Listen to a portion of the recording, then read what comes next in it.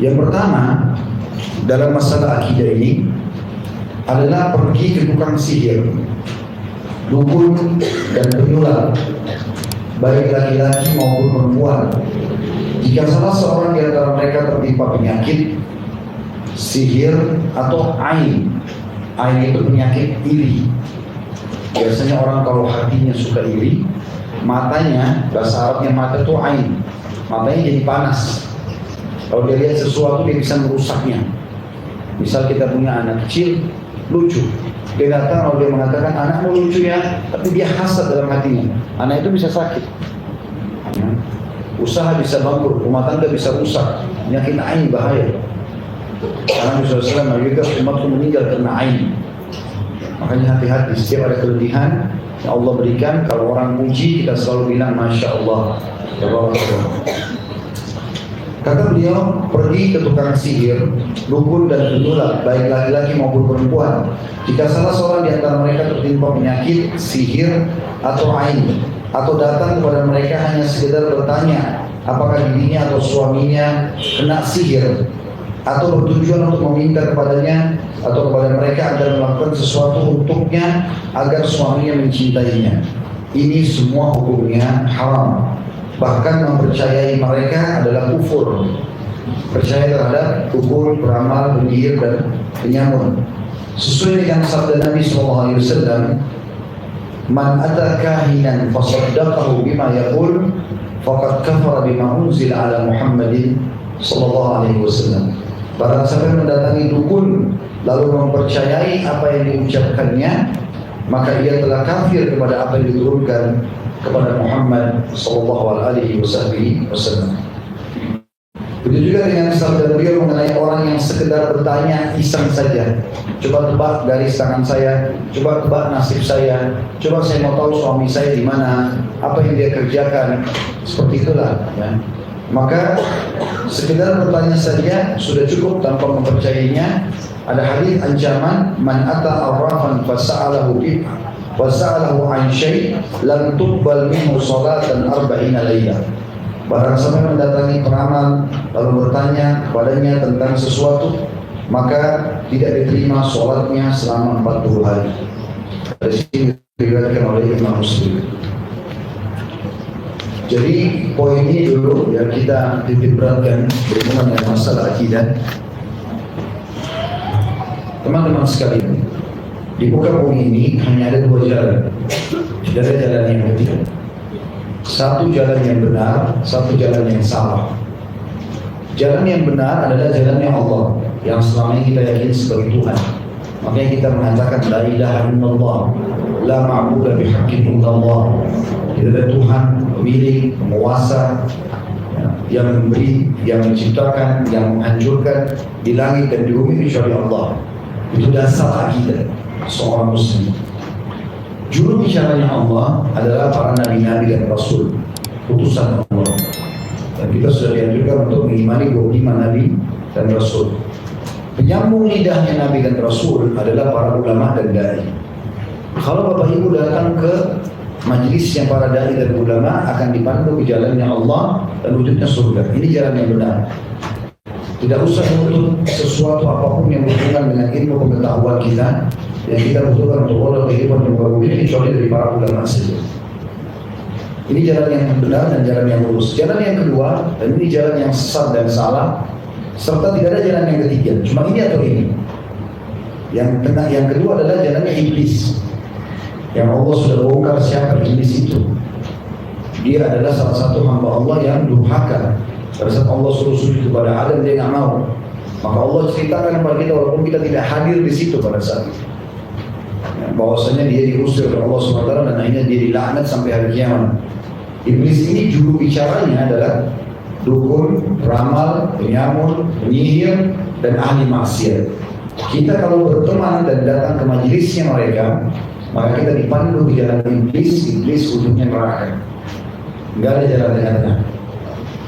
Ini atau ini. Menjadi orang baik atau menjadi orang jahat. Seperti itu.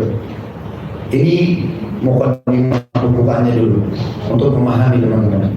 Berarti kalau Bapak Ibu mengambil keputusan datang ke dukun-dukun itu, berarti sudah jelas dipandu ke jalan iblis. Enggak ada yang lain. Allah melarang itu. Makanya tadi hadis Nabi sangat tegas. Kalau yang datang bertanya, iseng saja ke dukun, peramal, penyihir, penyamun, cuma bertanya, tidak diterima sholatnya 40 hari. 40 hari ke belakang ya. Jadi nggak usah lagi ada yang tanya, apakah saya tetap sholat sekarang setelah saya ke dukun? Jawabannya dia sholat, tapi 40 hari ke belakang hilang pahalanya. Kalau 2 kali dia ke dukun, kalau 3 kali, kalau 10 kali, berapanya sholat dia hilang. Dan kalau dia datang kepada dukun, peramal, penyamun, penyihir dan bertanya, lalu percaya, ibu tidak percaya, dia telah kafir, keluar dari agama Islam. Dia harus memulai syahadat lagi. Kata ulama, kalau seandainya orang-orang yang datang saja kepada dukun itu sudah bisa sampai pada tingkat kufur, kalau dia percaya, maka penyihirnya sudah jelas-jelas kufur. Penyihir itu pasti kufur. Karena syarat supaya dia bisa memiliki ilmu sihir, pasti dia kufur kepada Allah. Dia harus menyembelih selain Allah, bawa tumbal di gua, di gunung, di laut, panggil-panggil penjaga gua, panggil-panggil dewa ini, dewa itu. Maka ini semua merupakan perbuatan kekufuran. Di muka bumi ini, Bapak Ibu perlu garis bawahi, yang menjaga ya, dan mengurus juga merawat populasi manusia, hewan-hewan, tumbuh-tumbuhan, kemudian juga yang menggantikan siang malam, menurunkan hujan dari langit. Allah Subhanahu wa taala menugaskan para malaikatnya. Itu perintah Allah. Malaikat tinggal menjalankan.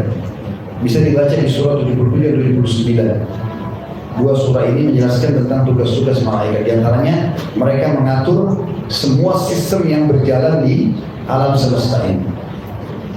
Maka teman-teman sekalian, syaitan tidak punya peran apa-apa. Syaitan itu bahkan lebih rendah ya, daripada manusia. Dari 124.000 nabi, di antaranya 313 rasul, semuanya dari manusia, enggak ada dari jin. Semua dari manusia. Dan jin itu hanya ikut dengan kita. Jadi persepsi yang selalu menganggap syaitan itu kuat, itu salah. Kalau kita besar-besarkan syaitan, maka dia akan menjadi besar di pandangan kita saja. Saya juga perlu diberatkan, di alam jin ini sama dengan alam manusia, ada 3 golongan. Di alam manusia ada orang-orang beriman, mukmin. Insya Allah kita termasuk ini. Kita beriman kepada Allah dan beriman kepada rukun-rukun iman yang tersisa. Orang mukmin, ya, dia akan patuh kepada Allah, menjalankan mereka meninggalkan larangan. Ada yang kedua di kalangan manusia, fasik namanya. Siapa itu fasik? Orang beriman juga tapi masih berbuat dosa. Dia melakukan dosa dan dia tidak taubat dari dosanya. Kalau dia pernah berbuat dosa dia bertobat berbeda. Tapi kalau dia tidak bertobat maka namanya fasik. Ada golongan ketiga, kafir. Suatu orang kafir yang tidak beriman kepada Allah SWT, baik secara keseluruhan seperti orang ateis atau secara substansial seperti ahli kitab Yahudi dan Nasrani. Kita katakan mereka kafir karena mereka masih menolak ya, beriman kepada risalah Nabi Muhammad SAW. Di alam jin sama. Ada jin yang beriman, ada jin yang fasik, ada jin yang kafir. Jin yang beriman sama dengan manusia yang beriman. Mereka tidak akan interaksi. Makanya belum pernah kita temukan Bapak Ibu sekalian riwayat kalau Nabi SAW menggunakan tenaga jin di peperangan-peperangan beliau. Padahal ada jin beriman. Tidak pernah ada riwayat menjelaskan di perang Badar Nabi pakai jin fulan, Nabi datang kenalkan. Ini loh jin fulan saudara kalian, kenalan. Tidak pernah. Nabi SAW tidak pernah gunakan di perang Uhud. Padahal jin kan tidak kelihatan. Bisa saja jin digunakan tenaganya untuk membunuh orang kafir misalnya. Tapi itu tidak terjadi. Berarti ini menandakan tidak ada interaksi antara kita sama jin. Baik pernikahan, perkenalan atau apa saja. Dan Allah kalau mereka tidak nampak berarti tidak perlu kita berkenalan. Mereka punya dimensi waktu sendiri, mereka punya postur tubuh sendiri, paras wajah sendiri, mereka punya cara hidup sendiri. Cuma tugas kita sama-sama menyembah Allah. Jin yang beriman tidak akan kerjasama sama manusia beriman tidak akan kerjasama sama jin yang beriman. Jadi tidak ada istilah pelihara jin. Ada orang bilang begitu kan, dia punya khadam, dia pelihara jin. Kan jin muslim, nggak benar. Nggak ada. Kalau benar, Nabi sudah pelihara jin. Tapi nggak pernah ada jinnya Nabi. Nggak pernah kita dengar dari riwayat masalah ini. Abu Bakar orang soleh, Umar, Utsman nggak pernah pelihara jin. Nggak ada punya khadam. Kenapa anda bisa punya? Gitu. Kemudian yang kedua, golongan ini fasik, jin fasik. Jin yang beriman tapi masih banyak dosanya, tidak sempat taubat sama dari manusia. Dan ada jin kafir. Nah di alam jin ini, jin yang fasik sama jin yang kafir namanya syaitan. Namanya syaitan. Syaitan ini dipimpin oleh iblis. Jadi semua syaitan pasti jin, tidak semua jin itu syaitan. Di alam jin ada dakwah, ada jihad, seperti di alam kita manusia. Tetapi yang fasik sama yang kafir namanya syaitan, dipimpin oleh iblis. Jadi iblis itu sendiri dibenci oleh jin-jin beriman. Makanya orang jin-jin beriman dalam surah jin surah nomor 72 dalam Al-Quran, Allah menjelaskan mereka menyatakan dengan sangat jelas melalui lisan mereka tentang iblis adalah golongan yang bodoh dari jin. A'udzubillahi minasyaitonir wa kana yaqulu safihuna 'ala Allah. Jin-jin beriman itu berkata, sesungguhnya orang yang bodoh di antara kami, maksudnya adalah iblis, telah berkata tentang Allah sesuatu yang tidak benar. Maka ini perlu digarisbawahi tentunya. Selain daripada itu, syaitan-syaitan ini memang dia sudah bertekad sebagaimana pemimpin mereka iblis untuk menyesatkan manusia. Menyesatkan manusia, jadi menjauhkan dari jalan Allah SWT. Maka semua bisikan untuk menjauhkan diri dari Allah, dari syaitan. Dan semua kita punya pendamping dari malaikat dan dari syaitan. Makanya Nabi SAW mengatakan kalian semua, bukan kalian, kita semua kata Nabi, punya pendamping dari malaikat sama jin, dari syaitan. Lalu kata sahabat, anda juga ya Rasulullah? Kata Nabi SAW, iya saya juga. Hanya saja Allah telah memberikan petunjuk qarinku, syaitan pendampingku, sehingga tidak membisikkan kecuali kebaikan kepadaku. Terus bagaimana caranya Ustaz kami tahu kalau ada malaikat, ada jin, ada syaitan di sebelah kita? Kita bisa tahu dari bisikan kebaikan atau keburukan. Jadi misal ada hadis yang menjelaskan kalau seseorang terbangun di tengah malam, kita tidur kaget, maka pendampingnya dari malaikat akan mengatakan sholatlah. Biasa dibisikan kita disuruh tahajud. Rasa nggak itu? Tapi kata Nabi SAW, Nabi bilang golongan pendampingnya dari syaitan akan bilang tidurlah, malam masih panjang. Rasain juga nggak? Yang mana diikuti? Tidur. Berarti masih temannya syaitan ya. Jadi ada pendamping itu. Begitu juga dengan semua amal baik. Misalnya kita dengar azan, ada bisikan dalam hati, sholat. Ada orang miskin, bantu, misal. Semua itu dari malaikat. Malaikat itu ingatin kita. Tinggal kita harus ingat, oh ini ada peringatan dari Allah nih, kita ambil gitu. Atau ada orang jatuh, kita merasa kesian, mau bantu. Semua itu kebaikan. Ada orang miskin minta, ada bisikan, bantulah. Pas kita mau bantu ada bisikan, tak usah, itu masih kuat, anak pinjaman, syaitan. Nah. Jadi ada makhluk Allah Subhanahu Wa Taala yang tidak nampak tapi mendampingi kita.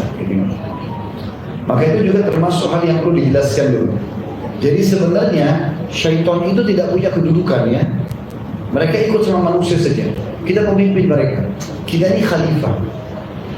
Alasan utama kenapa iblis tidak mau sujud kepada Adam, sebenarnya bukan dia mau durhaka sama Allah.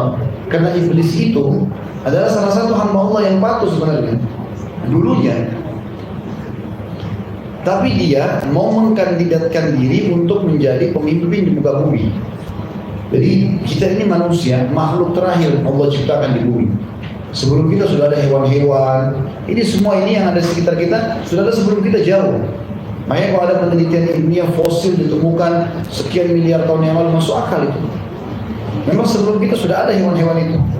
Sudah ada tumbuh-tumbuhan itu, sudah bukan hal yang baru. Kita ini makhluk terakhir. Makanya waktu Allah ciptakan Adam, iblis sudah ada. Waktu Allah instruksikan para malaikat di langit, saya akan ciptakan makhluk, ya, ini dia akan jadi khalifah di muka bumi, pemimpin. Iblis mengkandidatkan diri untuk menjadi pemimpin. Tapi begitu dia dengar Allah titahkan itu, berarti dia bisa lagi jadi pemimpin. Gara-gara itu dia durhaka sama Allah. Dia tidak mau sujud kepada Adam. Jadi sujud kepada Adam sini bukan karena Adamnya, tapi karena perintah Allah. Mirip kenapa kita sujud menghadap Ka'bah. Ka'bah kan batu. Bukan karena Ka'bah, tapi karena perintah Allah di sini. Sudahlah teman-teman sekalian. Jadi poin-poinnya harus disusun dengan rapi di benak kita supaya kita paham, kan? Tentang bagaimana kita sudah menjelaskan alam jin sama alam manusia dan siapa itu syaitan. Kemudian juru bicaranya mereka siapa saja, dari dukun, peramal, penyamun, penyihir, dan juga ahli maksiat. Dan bagaimana kalau kita mengikuti mereka, kemana arah kita nantinya. Dan kita punya pendamping dari malaikat dan khalil syaitan ini. Orang-orang yang jadi dukun itu, mereka sebenarnya sedang menjual jasa untuk lintas alam, pindah ke alam lain, yaitu alam jin. Jin-jin ini tadinya tidak bisa buat apa-apa kalau selama Bapak Ibu tidak pernah minta tolong sama mereka, tidak mau interaksi, mereka tidak bisa nembus diri kita. Mereka hanya bisa masuk kalau kita dasarnya membuka diri. Makanya pernah ada dukun ketangkap di Saudi, kisah nyata. Waktu dia ketangkap, ditemukan di tempat prakteknya seperti biasalah menyan-menyan, ada burung merpati yang diikat kakinya, ada tulisan, ada macam-macam, boneka kecil, segala macam hal. Saya tidak tahu waktu itu masih ada di YouTube atau tidak, tapi cuplikannya dalam bahasa Arab. Dulu saya tonton. Kemudian setelah ketangkap dan dia akan dipenggal orang ini, karena di Saudi kalau ketangkap praktek hukum mati. Karena kata Nabi SAW, haddus sahih darbatun bis-sayf, hukuman bagi para penyihir dipenggal lehernya. Maka dikatakan oleh yang tangkap dia, coba kau praktekin bagaimana kalau kau panggil syaitan. Dia praktekin, dia pakai baju merah semua dari kepala sampai kakinya. Dia pegang pecut kuda, lalu dia pukul badannya. Dia bilang, saya terus panggil syaitan, kalau sudah berdarah-darah badan saya baru saya bersuara. Jadi sebenarnya syaitan bodoh-bodohin dia. Syaitan bodoh-bodohin dia. Dan informasi yang disampaikan oleh syaitan kepada dia itu bukan murni dari syaitan, tapi syaitan mencuri dari para malaikat di langit. Dalilnya adalah hadis Bukhari. Pada suatu waktu Nabi SAW melihat ada meteor jatuh. Lalu Nabi SAW bilang kepada para sahabat, apa yang kalian katakan di masa jahiliyah tentang seperti ini? Di masa sebelum Islam datang di Mekah, apa yang kalian bilang? Maka para sahabat mengatakan, kami yakin kalau lihat meteor begini berarti ada satu tokoh yang baru lahir atau satu tokoh yang meninggal dunia. Kata Nabi SAW, bukan begitu beritanya.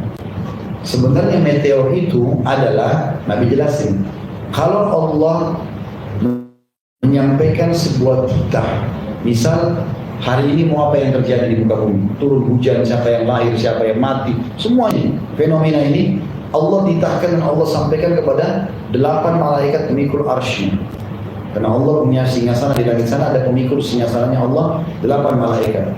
Jadi teman-teman bisa ikuti ceramah saya di YouTube, judulnya Kitab Minhajul Muslim Bab Iman kepada Malaikat. Sudah panjang lebar saya jelaskan itu dari dalilnya. Maka pemikul singgasananya Allah 8 malaikat bertasbih. Tasbih didengar oleh malaikat langit 7. Karena langit ada 7 lapis. Di atas kepala Bapak Ibu ini langit pertama, di atasnya ada 6 lapis lagi. Maka malaikat langit ke-7 bertasbih, malaikat langit ke-6 mendengar, mereka pun bertasbih. Malaikat langit ke-5 mendengar, mereka pun bertasbih. Langit ke-4 mendengar, mereka pun bertasbih.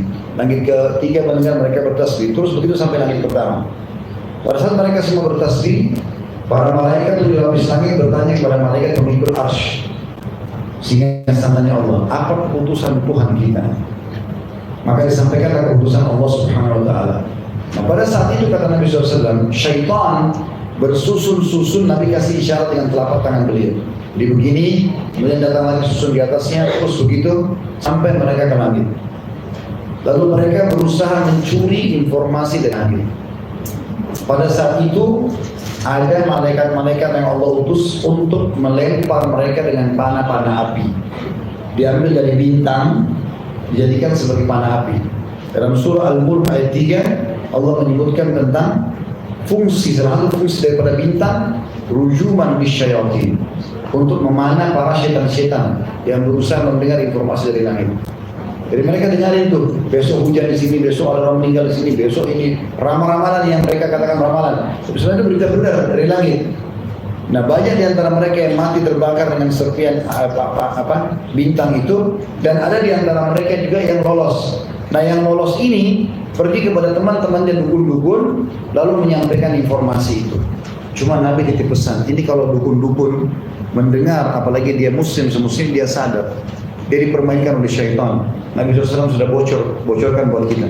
Kata Nabi, ketahuilah ya, sesungguhnya syaitan-syaitan itu mencuri informasi dari langit, dan dari 100 berita 99-nya dusta.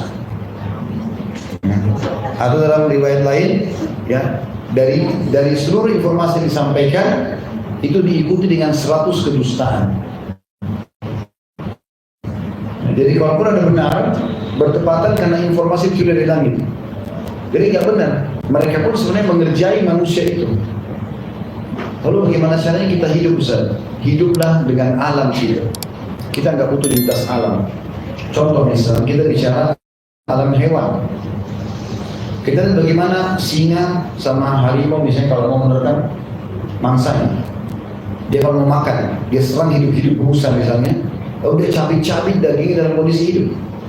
Kan gitu. Kita nggak mungkin lakukan itu. Aneh kalau ada manusia tiba-tiba tangkap ayam lalu digigit hidup-hidup. Kan nggak mungkin. Karena alam kita bukan begitu. Begitu juga mungkin hal-hal yang sepele. Kita misalnya kalau mau buang air besar, buang air kecil, manusia punya tata cara. Dia masuk ke tempat yang tersembunyi apa. Hewan kan tidak, di mana saja. Ada alamnya mereka. Postur tubuh, paras wajah, bentuk-bentuk, ya, sifat-sifat semuanya berbeda. Ada alam mereka, ada alam hewan. Itu juga dengan alam jin. Ada alamnya sendiri. Beda dengan kita. Sekarang Bapak Ibu mau membuat pasangannya suka. Bagaimana cara? Sederhana manusia. Kita berbuat baik, kita santun, ya, kita berikan kebutuhannya, selesai. Masa ada orang buat baik sama kita nggak suka? Kan tidak mungkin. Itu manusiawi sekali kok. Makin kita mengalah, kita baik, kita santun, kita berikan yang terbaik, maka makin kita bisa mengambil hatinya, kan begitu. Semestinya begitu. Itu cara manusia. Muncullah rasa suka dan cinta itu. Jadi nggak perlu lintas alam, bawa fotonya ke dukun, suruh sihir dia.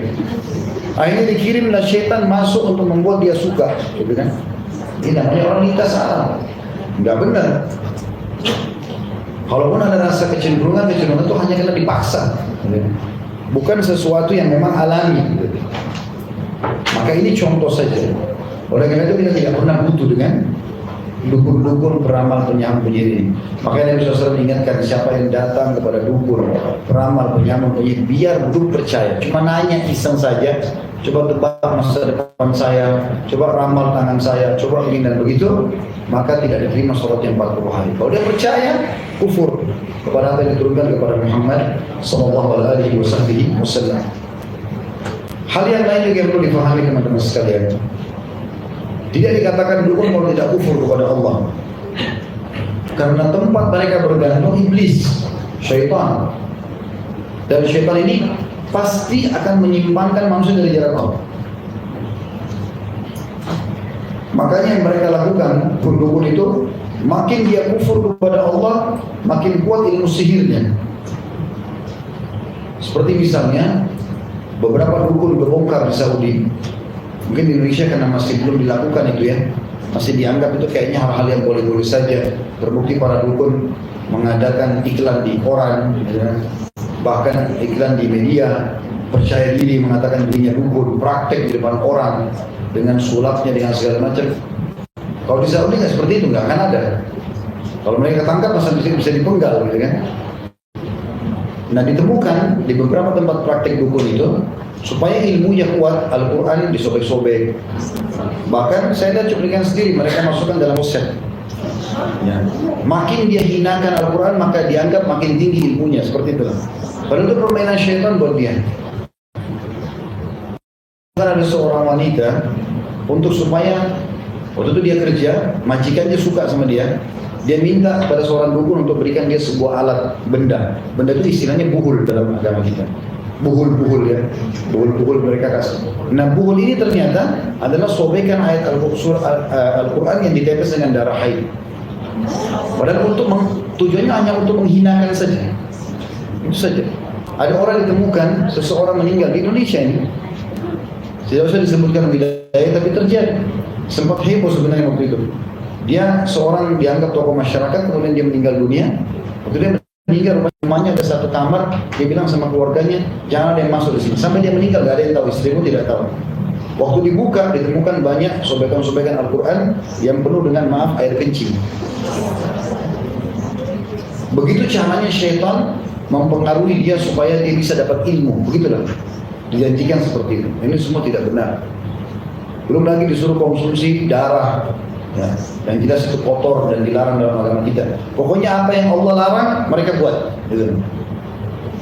Termasuk ciri dukun-dukun itu biasanya kalau kita datang, jangan sampai datang. Kalau datang orang dia selalu tanya siapa nama ibunya. Dia nggak tanya nama ayah. Tahu kenapa? Karena syariat Allah menyuruh kita nisbatkan diri kepada siapa? Biar ibu kita mengandung kita 9 bulan, tetap nama kita ke ayah. Tidak bisa ibu ikut campur di situ. Dalam hal khidmah, pelayanan kita dahulukan ibu. Tapi dalam penisbatan nama nggak bisa. Ayahnya. Mau ayahnya kafir pun tetap dipakai namanya. Makanya dukun bertolak belakang dengan hukum Allah. Mereka tanya siapa nama ibu kandung. Ya, seperti itu. Kenapa hubungannya kita dengan ibu kandung sebenarnya kalau ditanya? Kemudian teman-teman sekalian, mereka suka melihat perkembangan yang ada di tengah-tengah masyarakat. Kayak kita misalnya di Indonesia, mayoritasnya Muslim. Maka mereka supaya bisa masuk tengah-tengah masyarakat, mereka pakai istilah-istilah agama kita. Seperti misalnya, dukun-dukun ini pakai tulisan-tulisan Arab. Ya. Sehingga orang-orang kita lihat tulisan Arab, pikirannya ini doa, pikirannya ini Al-Quran. Ya.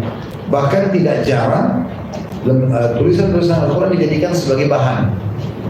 Perlu kita garis bawahi satu hal ya. Kalau seandainya Al-Quran itu ditambah satu huruf atau dihapus satu huruf saja, sudah cukup untuk tidak lagi menjadi Al-Quran dan bisa menjadi alat sihir. Seperti misalnya wa al-asr, wal asr. Ya. Kalau dihapus alif lamnya, wa asr bukan lagi Al-Quran. Karena Allah bilang wal asr. Misal contoh. Maka jangan terpengaruh dengan tulisan bahasa Arab saja. Ya. Saya pernah punya pengalaman di rumah kakak saya sendiri di Makassar. Alhamdulillah sudah dihilangkan pada saat itu tentunya. Saya waktu itu lagi lanjutin S2 di tahun 99 sampai 2001. Saya lupa waktu itu kalau saya di tahun 2000-an di pertengahan saya lagi mau menyelesaikan kuliah. Saya dari rumah ayah saya, kebetulan waktu itu saya masih sekolah sama beliau. Kemudian mau ke kampus, saya pasti lewat rumah kakak saya dulu. Biasanya saya mampir, minum teh, ngobrol sebentar, habis asar saya baru kuliah gitu. Nah waktu saya tidur di ruang tamunya, di pintu rumah seperti ini, di atas itu kayak ada jendelanya. Tidak sengaja mata saya lihat ada satu kertas. Udah tua sekali, butek, warnanya kuning, tua. Ya. Tapi sudah terbuka, makanya dulu ada lakbannya. Ini karena kan sudah kelamaan, isolasinya nggak terlalu kuat, jadi lepas gitu. Maka saya lihat itu. Waktu saya lihat itu, saya langsung berdiri, saya ambil. Lalu saya kata, saya Bapak Ibu sekalian tidak ada menyombongkan diri, alhamdulillah. Tapi dari saya masih kecil, ayah saya sudah ajarin saya bahasa Arab. Maksudnya saya masih SD. Ayah saya jazakallahu khair ajarin saya bahasa Arab di rumah dulu, di Makassar. SMP saya pernah di Al-Azhar dulu, tahun 89 sampai 9. Saya SMA sampai 1 di Madinah. Tiap hari dengar bahasa Arab nih. Tiap hari saya baca bahasa Arab. Tapi kertas itu saya buka, saya nggak tahu apa isinya. Itu tulisan Arab. Sampai saya bolak-balik, apa isinya ini? Kok ada tulisan Arab saya nggak ngerti, kayaknya nggak masuk akal itu. Bagi saya karena sudah sekian tahun saya belajar. Setelah lama saya perhatikan ternyata bahasa Indonesia yang ditulis Arab. Jadi misalnya siapa yang taruh kertas ini di rumahnya tidak akan masuk pencuri, tidak akan ribut rumah tangganya, tidak akan begini dan begitu. Tapi ditulis dalam Arab. Turut taruh di rumah. Itu mungkin Allah alam dia jual. Terus saya tanya kakak saya, ini dari mana? Tidak tahu, ada dulu orang yang kasih taruh. sudah tahu belum ini hukumnya, nggak boleh gini-gini. Baiklah, ini sudah tahu, alhamdulillah. Saya bilang saya musnahkan ya, saya musnahkan, alhamdulillah. Tidak ada lagi gitu. Saya jelaskan hukumnya. Kemudian juga pernah terjadi di Irian kasus yang sama. Jadi saya pernah ceramah di salah satu pedalaman jauh dari Maroko, 1 jam lagi pakai pesawat. Kemudian saya masalah satu pengusaha, masya Allah berhasil. Setelah saya jelaskan masalah ini, dia panggil ke tokonya. Dia Ustaz, ada toko saya, tolong datang ke sana. Pokoknya masya Allah, waktu banyak sekali penjualannya. Walaupun di pedalaman, tapi penjualannya nggak masuk akal gitu ya, masya Allah sampai miliaran. Semoga Allah berkahi. Jadi waktu itu ada satu ruangan, memang ayahnya tinggal di kamar itu. Maka saya disuruh masuk, dilihat di belakang pintu kamar ayahnya itu ada kertas tua kayak tadi, malah lebih tua lagi. Sudah tua sekali, agak gelap, kuning yang sudah tua gitu. Tulisan bahasa Arab. Ustaz, apa ini? Begitu saya lihat, saya sudah ada pengalaman tadi. Ternyata betul sama. Lalu saya mulai baca, saya langsung tangkap, ini bahasa Indonesia, saya tangkap. Tulisan bahasa Arab tapi tulisannya itu, inilah nama-nama 7 orang Ashabul Kahfi. Fulan, fulan, fulan, dan ini nama anjingnya. Siapa yang taruh di tokonya tidak akan ada bangkrut, tidak akan mencuri. Kalau di rumahnya gini dan begitu. Kata nggak benar semua. Ini gimana saya ambil musnah. Dan ini banyak terjadi ya, karena kita dianggap orang Muslim, jadi mereka pakai cara mengelabui orang tulisan Arabnya itu loh. Saya pernah menjelaskan ini di daerah Condet waktu itu tentang masalah buhul-buhul ini. Subhanallah, habis jam 10 pagi sampai jam duhur. Habis sholat pas untuk tiba waktu duhur, kami nyebrang sholat di musola di depan. Pas lagi di musola, saya di dalam masjid ada di bingkai tulisan begitu. Entah apa mereka nggak ngerti, gitu kan? Tapi jelas yang paling dekat 90% nggak ngerti. Dipajang di bingkai. Dari itu tulisannya hampir sama dengan itu. Itu juga saya pernah ke puncak itu hari, ada teman saya saya kenalan, ada teman saya orang Yaman, kebetulan sudah warga negara Indonesia dia, masya Allah. Dia kenalkan saya dengan satu orang kita, buka restoran di puncak. Saya mampir sholat di situ. Sementara sholat di kecil di restorannya, ada satu bingkai besar ditutup kain hitam di musola ditaruh. Saya mau negur, nggak enak. Saya pikir tadinya cuma kaligrafi mungkin, tapi kenapa ditutup pakai kain hitam? Kaligrafi kan biasa orang pajang. Saya panggil dia punya, ada namanya, saya gak usah sebutin. Ini kenapa? Ini apa sih? Oh, ada orang kasih tuh. Itu apa? Katanya supaya laku restorannya. Jadi kayak pelaris gitu ya. Saya bilang, bisa saya buka? Oh silakan. Boleh saya buka kain hitamnya. Persis sama. Subhanallah, cirinya itu gambar pedang, huruf hijaiyah dibolak-balik, kotak, ya dibuat macam-macam gitu. Kalau Bapak Ibu lihat begini sudah jelas, Al-Quran tidak pernah ngajarin begitu. Ya.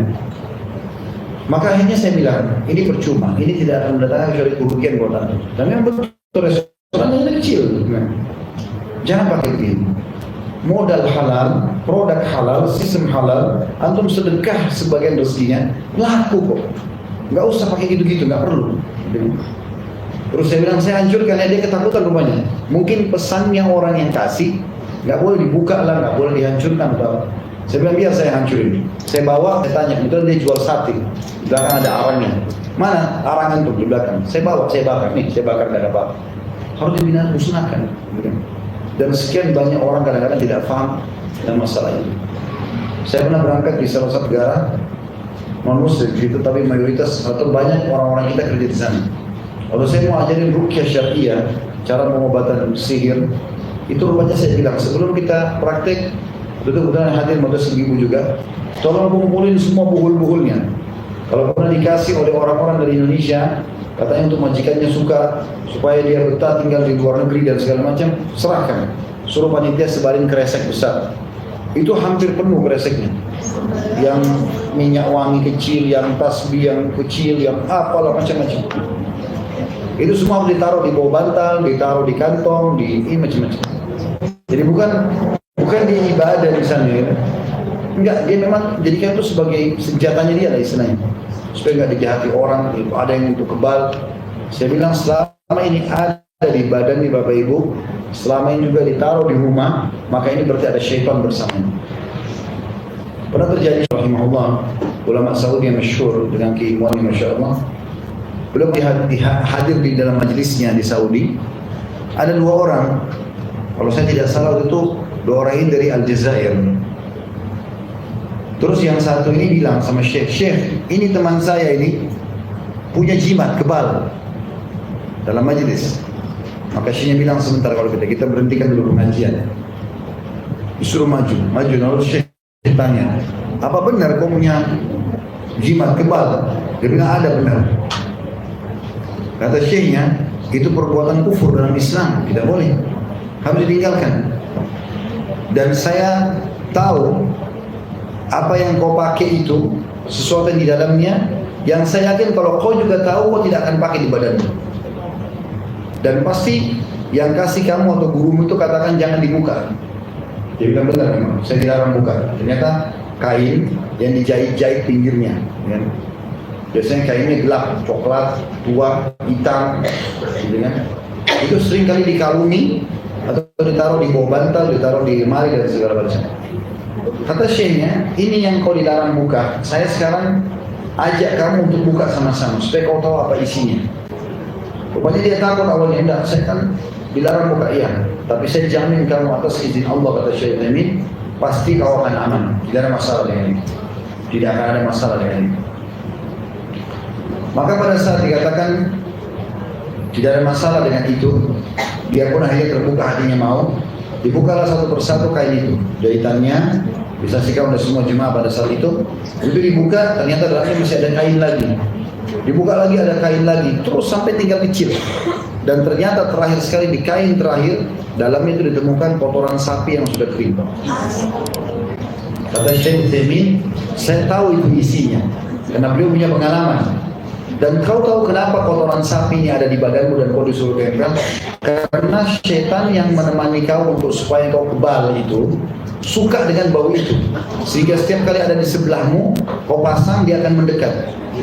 Selain sudah dimantrain oleh mereka. Jadi teman-teman sekalian, alam mereka ini alam yang berbeda. Alam yang berbeda. Dulu di Indonesia dinamakan dukun. Dan dukun itu selalu saja dia sejalan dengan muka yang seram, ya. Dan itu tongkat yang ada tengkoraknya, tempat yang gelap dan segala macam.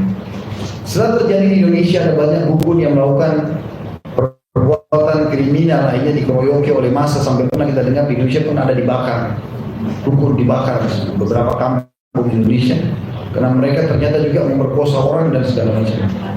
Jadi kalau ada perempuan datang berobat sama dia malah disihir, kemudian tanpa sadar perempuan itu diperkosa sama dia. Atau untuk memberikan pelaris atau apa saja, dia kasih syarat harus tidur sama dia dan seterusnya. Dibakarlah. Nah, waktu dibakar mereka ganti nama, dan ganti nama ini nggak tanggung-tanggung. Dari dukun yang istilahnya serem tanda kutip nama ini ganti menjadi orang pintar.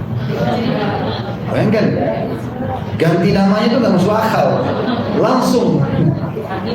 Jadi orang sedang mengatakan kau orang pintar, kau orang pintar. Ini bukan orang pintar, orang bodoh.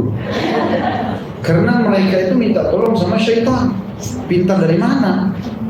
Dia itu juga pemuja syaitan. Ini kekufuran. Tidak bisa kita bilang orang pintar. Dukunnya dukun. Ya. Sebagaimana dalam Islam tidak akan berubah istilah mereka. Kahin, sahir, peramal, penyamul, penyihir itu sama. Semuanya sama. Makanya tidak ada sesuatu yang sama bagi seorang muslim. Kalau ada sesuatu yang dia tidak lihat nampak matanya, dia tinggal imani keberadaannya, misalnya malaikat, syaitan dan seterusnya, tapi dia tidak perlu untuk lintas alam. Seperti itulah. Nah, ini diantara hal yang harus diperhatikan, dan ini tentu tujuannya kita sampaikan agar Bapak Ibu punya pemahaman yang cukup agar tidak lagi mendatangi mereka. Tidak lagi mendatangi mereka. Kalau setiap ada gundah, ya, sedih, ada masalah, disebutkan dalam sebuah riwayat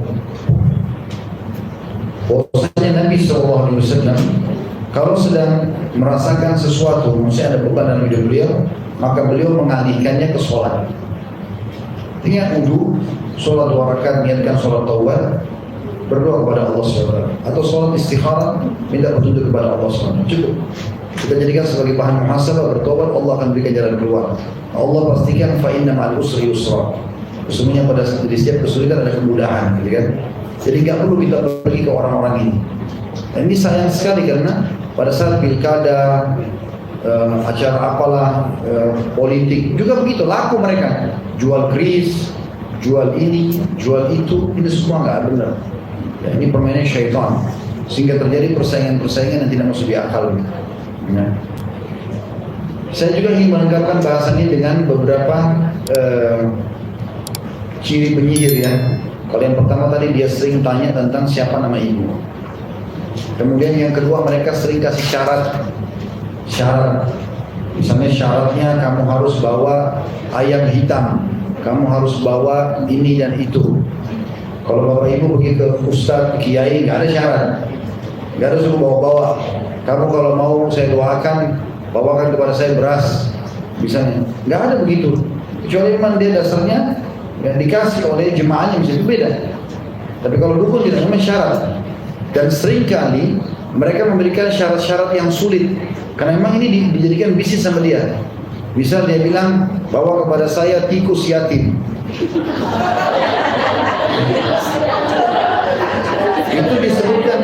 Itu disebutkan oleh seorang syekh menyusun buku membongkar kedok, penyihir dan penyamun. Saya lupa nama syekh siapa, tapi bukunya ada dalam bahasa Indonesia. Bukunya ini tebalnya seperti ini, penerbitnya sama, Pustaka Tazkiyah. Coba dicari judul bukunya itu membongkar praktek sihir dan perdukunan. Di dalamnya itu ada disebutkan belasan ciri-ciri penyihir, dan di dalamnya ada foto-foto tempat prakteknya penyihir. Ada fotonya. Cuma saya tidak tahu penerbit ini mengeluarkan lagi atau tidak gitu ya. Tapi buku itu dalam bahasa Indonesia ada. Judulnya membongkar praktek sihir dan perdukunan. Nah, salah satu cirinya adalah mereka sering menyebutkan sesuatu yang berat, dan itu penulis buku sebutkan itu. Dia bisa minta tikus yatim, dia minta kerah apa gitu ya, yang tidak masuk di akal. Nanti kita akan tanya misalnya ke dia, dari mana saya dapat? Saya akan datangkan buat kau dari alam jin, bayarlah sekian. Maka orang bayarlah 50 juta, berapa puluh juta begitu. Ya. Dan ini termasuk yang mereka lakukan, ya. Mereka lakukan. Jadi sering kali ada syarat-syaratnya. Nah, syarat ini banyak ya. Kalau ada orang naudzubillah pergi ke dukun, maka yang paling pertama disihir dia sebelum targetnya.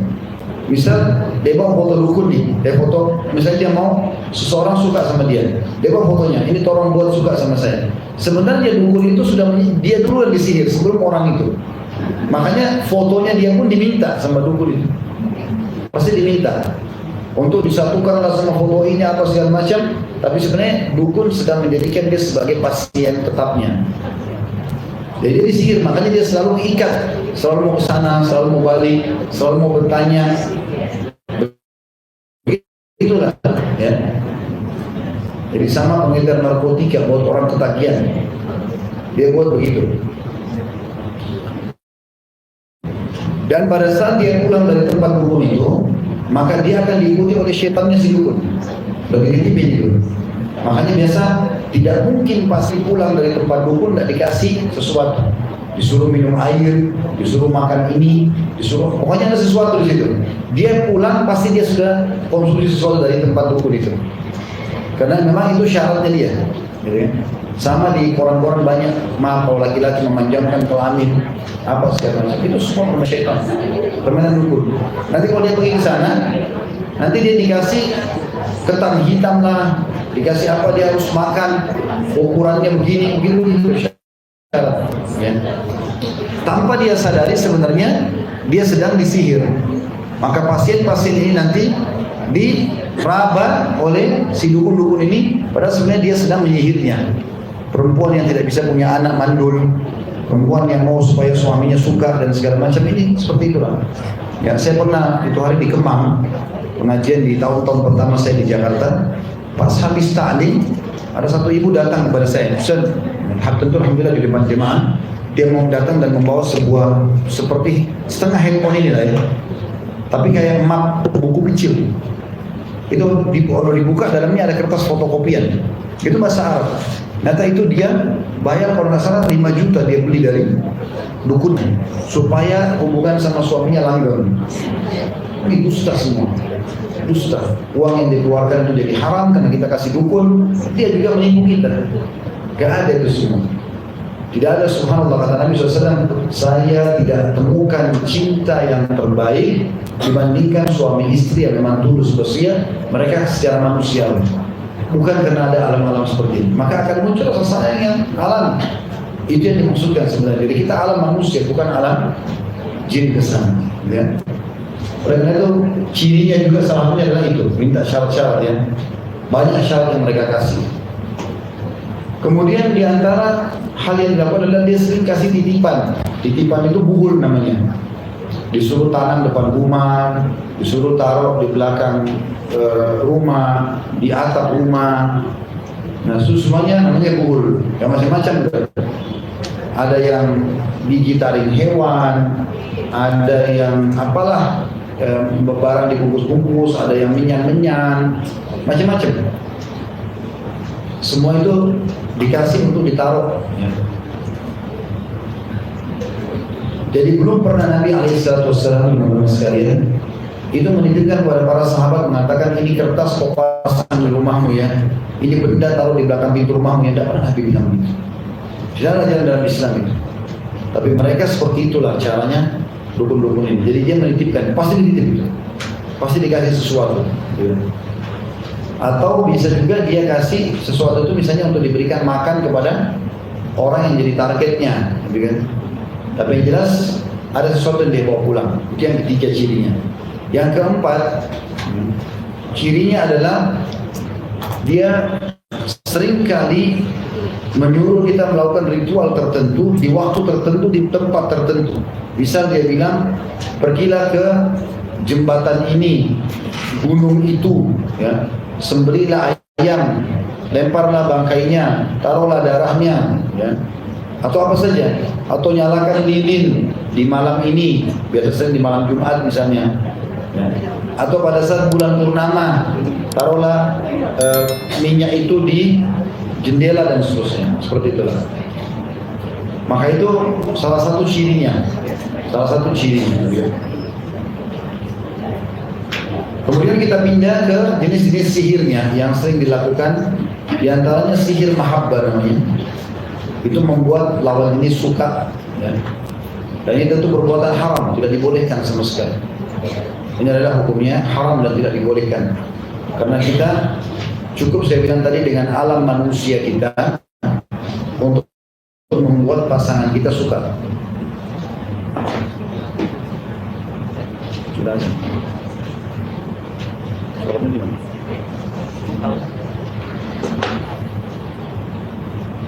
Kemudian yang kedua ada, biasa Indonesia bilang susuk ya, untuk kecantikan, untuk ketampanan, dan ditanam di badan. Ini semua hukumnya haram, tidak boleh.